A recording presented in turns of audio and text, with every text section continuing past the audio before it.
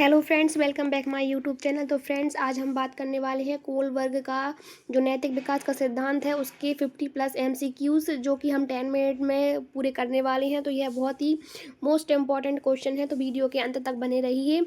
तो चलिए वीडियो को शुरू करते हैं। तो आपका पहला क्वेश्चन है, कोल वर्ग का सिद्धांत किससे संबंधित है? संज्ञात्मक विकास से, नैतिक विकास से, सामाजिक विकास से या भावात्मक विकास से? तो कोल वर्ग का जो सिद्धांत है वह नैतिक विकास से संबंधित है। इसका बी वाला आंसर सही हो जाएगा। इसके बाद आपका अगला क्वेश्चन है, कोल वर्ग ने नैतिक विकास को कितने स्तरों में बांटा? 2, 3, 4 या 5? तो कोल वर्ग ने जो नैतिक विकास है उसको कितने स्तरों पर बांटा? 3 स्तरों पर बांटा। इसका बी वाला आंसर सही हो जाएगा। इसके बाद आपका अगला क्वेश्चन आता है, कोल वर्ग के अनुसार कुल अवस्थाएं कितनी होती हैं? 4 होती हैं, 5 होती हैं, 6 होती हैं या 8 होती हैं? तो कोल वर्ग के अनुसार कुल अवस्थाएं कितनी होती हैं? तो 6 होती हैं। आपका सी वाला आंसर सही हो जाएगा।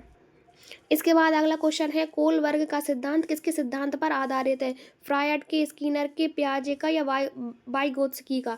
तो कोल वर्ग का जो सिद्धांत है वह पियाजे के सिद्धांत पर आधारित है। इसका सी वाला आंसर सही हो जाएगा। फ्रेंड्स, अगले 10 मिनट्स में हम 50 एमसीक्यू सॉल्व करने वाले हैं, तो प्लीज़ वीडियो के अंत तक बने रहिए।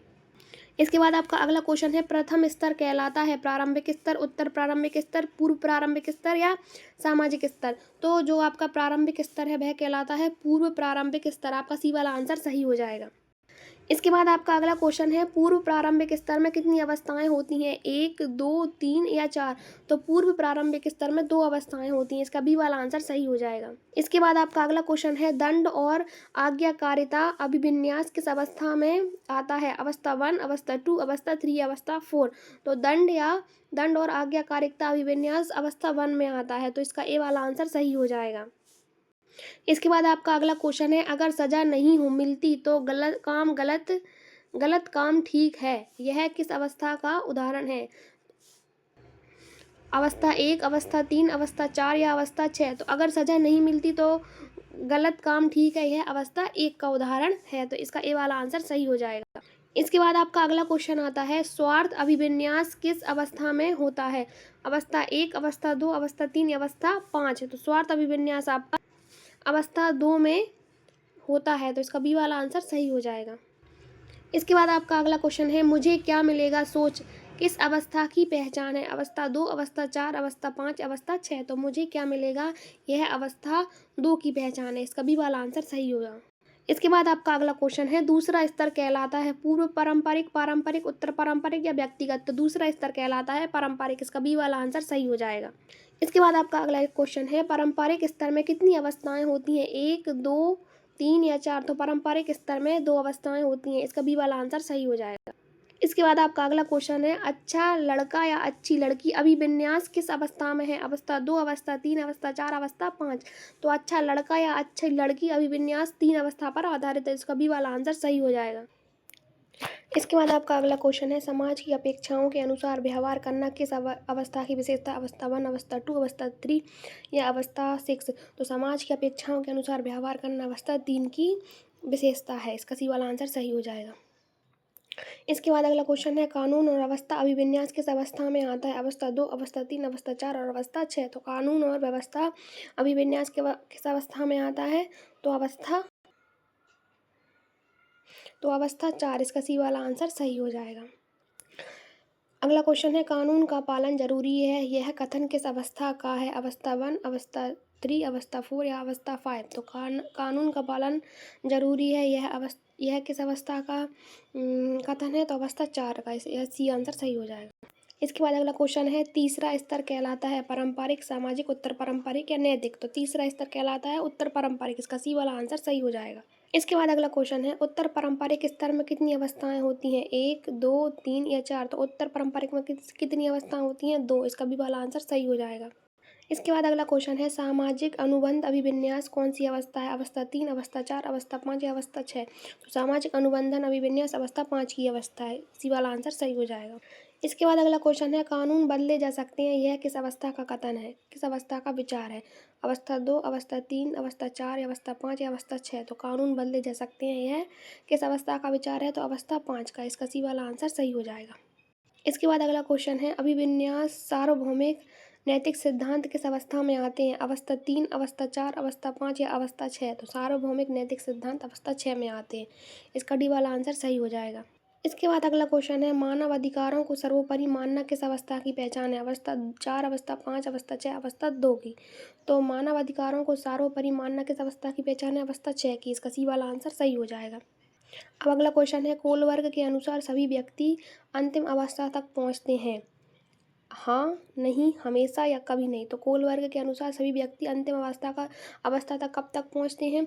तो इसका आंसर है बी, यानी कि नहीं, वह अंतिम अवस्था तक नहीं पहुँचते। अगला क्वेश्चन है, कोलबर्ग का सिद्धांत मुख्यतः किस विधि पर आधारित है? प्रयोग, साक्षात्कार, प्रश्नावली या अवलोकन? तो कोलबर्ग का सिद्धांत मुख्यतः किस विधि पर आधारित है? साक्षात्कार की विधि पर। यह क्वेश्चन बहुत ही इंपॉर्टेंट है और प्रीवियस ईयर में पूछा गया है, तो इसका बी वाला आंसर सही हो जाएगा।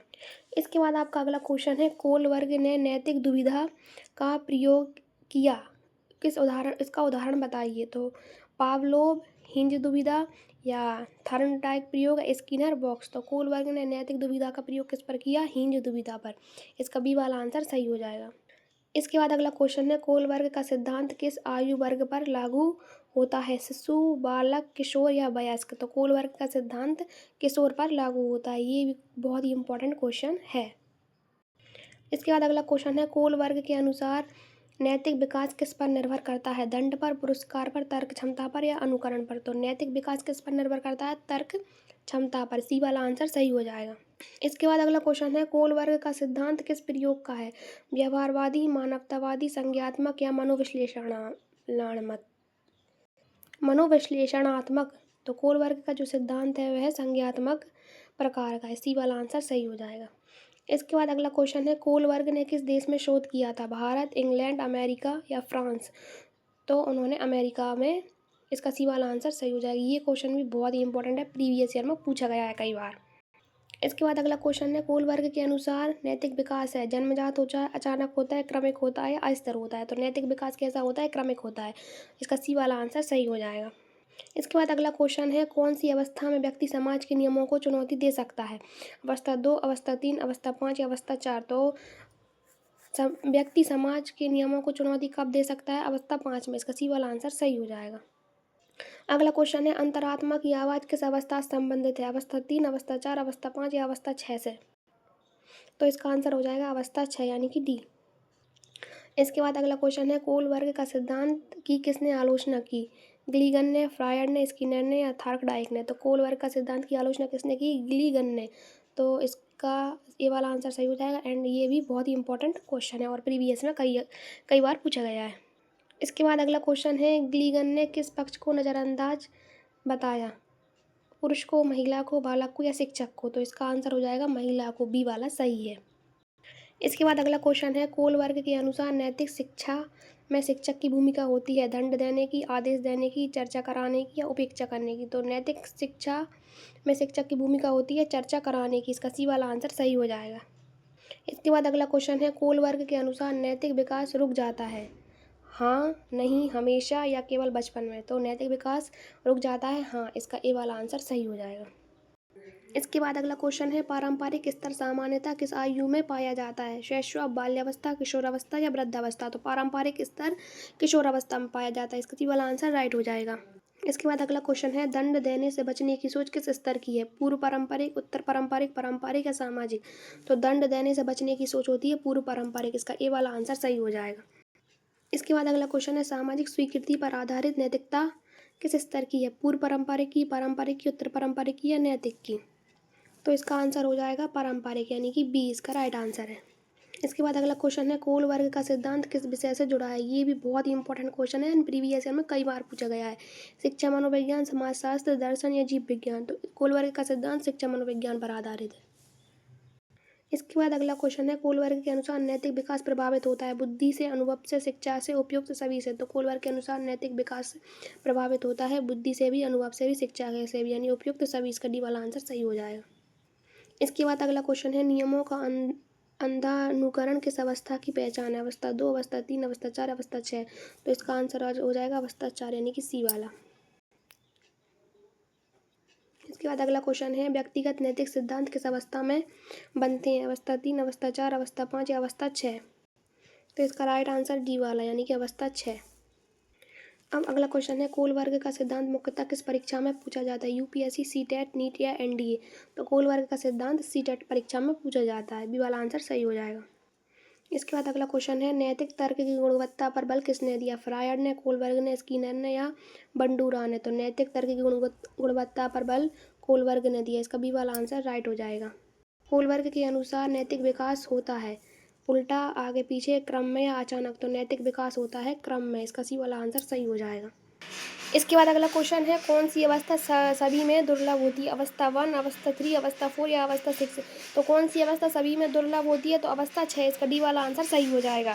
इसके बाद अगला क्वेश्चन है, कोल वर्ग का सिद्धांत किस दृष्टिकोण पर आधारित है? व्यवहार पर, भावना पर, तर्क पर या अनुकरण पर? तो कोल वर्ग का सिद्धांत तर्क पर आधारित है, इसका सी वाला आंसर सही हो जाएगा। इसके बाद अगला क्वेश्चन है, कोल वर्ग ने नैतिकता को किससे जोड़ा? भावना से, दंड से, पुरस्कार से या निर्णय से? तो इसका राइट आंसर हो जाएगा निर्णय यानी कि डी वाला। इसके बाद अगला क्वेश्चन है, सीटेट में कोल वर्ग से सामान्यतः प्रश्न आते हैं उदाहरण पर, अवस्था पर, कथन पर या उपयुक्त सभी पर? इसका राइट वाला आंसर हो जाएगा डी यानी उपयुक्त सभी। तो फ्रेंड्स, अगर आपको पीडीएफ चाहिए तो आप टेलीग्राम चैनल को ज्वाइन कर सकते हैं, इसकी लिंक आपको डिस्क्रिप्शन में मिल जाएगी। और साथ ही अगर आपको इनकी पीडीएफ चाहिए तो आप मुझे कमेंट कर सकते हैं आपको वीडियो कैसी लगी बताना, और चैनल को सब्सक्राइब करना ना भूलें। थैंक यू अंत तक बने रहने के लिए।